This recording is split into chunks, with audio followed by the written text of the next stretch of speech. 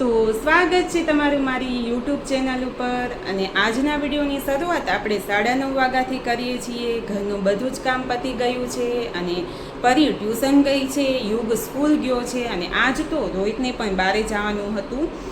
તો રોહિત પણ સવારે નાસ્તો કરી અને વહેલા જ ઘરેથી નીકળી ગયા છે અને આજ તો મારે એક મેઇન કામ કરવાનું હતું, આંગણાની સાફ સફાઈ।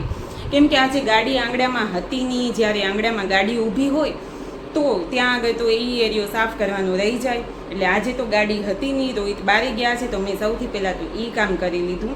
અને હવે રોહિત છે નહીં તો હું અને યુગ અને પરી જ છીએ, તો જમવામાં પણ સાદું સાદું જ બનાવવાનું છે।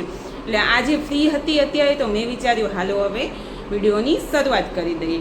અને હા, જે મારી ચેનલ ઉપર નવા હોય એ સબસ્ક્રાઈબ કરવાનું છે।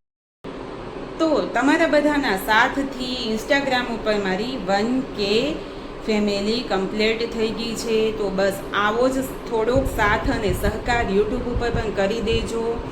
અને જુઓ હવે આપણે આગળનું કામ હાથમાં લેશું। અને હા, કાલે મારો પહેલો લોંગ વિડીયો હતો અને આજે મારો બીજો લોંગ વિડીયો છે, તો મને સપોર્ટ કરવાનું ના ભૂલજો। અને પરી ટ્યુશનથી આવી ગઈ છે અને અત્યારે વાગ્યા છે 10:15। હવે એને સ્કૂલ જવાનું છે અને સ્કૂલ જવાનું છે 11:30, એટલે આજ તો એને વહેલો જ નાસ્તો કરી લેવાનો હોય।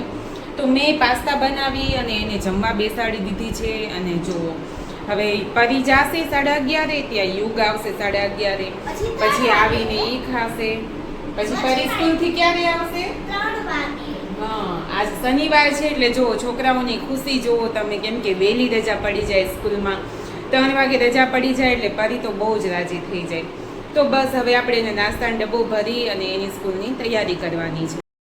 તો પરી એકદમ તૈયાર છે સ્કૂલ જવા સારું। અને જુઓ સ્કૂલ જવામાં અડધો કલાકની વાર છે અને એના તોફાન તમને બતાવું કે એને એકલી જરાય મુકાય એમ નથી। 5 મિનિટ એને એકલી મૂકીને તો એ કંઈક ને કંઈક કાંડ કરે। તો જુઓ કેવા તોફાન કરે છે, જુઓ છે આવી રીતે ચાઈને પડશે અને કહેશે શું કે હું મોજા પહેરીને મમ્મી સ્લીપ ખાઉં છું, મને મજા આવે। અને ક્યાંક આવી રીતે પડે તો કમર જ ભાંગી જાય। તો બપોરનો સમય થઈ ગયો છે અને આ શનિવાર હતો તો પરી વહેલી ઘરે આવી ગઈ છે અને આવતા વેત ને પરીનું મોઢું બગાડવાનું ચાલુ થઈ ગયું છે। શું થયું પરી? મને કે તો ખરી, કે તો ખરી। તો શું થયું પરી? આવતા વેત કેમ મોઢું બગાડવાનું આવે છે? યુગ નાની ના ઘરે ગયો એટલે। બોલો, યુગ નથી એટલે પરીને ગમતું નથી। તો આજે પરીને આપણે જે ફ્રોક બનાવ્યું હતું ને એ પહેરીને જોવાનું છે કે પરીને કેવું લાગે છે। કેમ પરી? પહેરીને ચેક કરશું ને કે બરાબર બન્યું છે કે નહીં। આવીને એનું કલાક તો આવું જ મોઢું હોય બગડેલું, પછી મૂડમાં આવશે। તો ચાલો આપણે એને ફ્રોક પહેરી અને ચેક કરાવી દઈએ તો એ ભૂલીએ જાય અને એનું મૂડ પણ બદલી જાય। તો જુઓ પરી ફ્રોક પહેરી અને તૈયાર થઈ ગઈ છે। ચેક કરાવવા સારું પહેર્યું હતું પણ હવે ઉતારવાનું નામ નથી લેતી। તો કેવું લાગ્યું પરી ફ્રોક? મસ્ત ને? કોને સીવ્યું? મમ્મીએ। ક્યારે પહેરીશ તું આ? રક્ષાબંધનમાં। તો અત્યારે તો પલંગમાં રાખી દઉં ને? કાં બારે રાખીને શું કરું? રક્ષાબંધનને તો વાર છે ને, 10-12 દિવસ।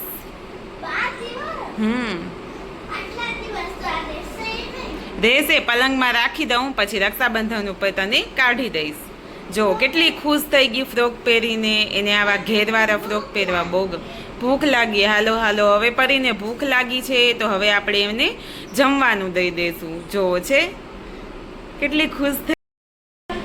તો હવે પરીને ફ્રોક ઉતરાવી સંકેલીને રાખી અને નાસ્તો કરવાનો ટાઈમ છે અને મારે પણ ચાય પીવી છે, તો ચાલો એ કામ કરી લઈએ।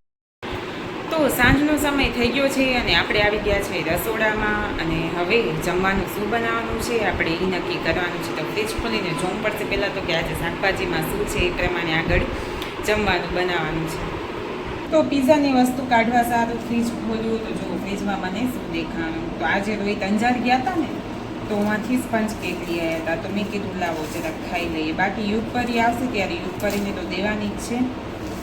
તો જુઓ આવી સ્પંજ કેક મળે છે, મને તો આ સ્પંજ કેક બહુ જ ભાવે। ચમચીથી જ ખાઈએ, હાથ ન બગડે।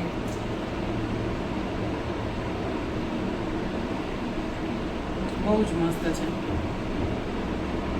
મને ક્રીમવાળી કેક કરતાં આ સ્પંજ કેક વધારે ભાવે, પણ ભચાઉમાં તો આવી મારા ખ્યાલથી મળતી નથી. તો જ્યારે રોહિત અંજાર જાય તો હું કહું કે ના કહું, મારા સારું આ સ્પંજ કેક જરૂરથી લઈ આવે છે. તો કેક ખાઈ અને મેં તો પીઝા બનાવવાની તૈયારી કરી લીધી. પહેલાં તો બધા પીઝા બનાવી લીધા, પછી એને શેકવાના જ બાકી હતા અને બીજી બાજુ યુગપરી જમવા બેસી ગયા.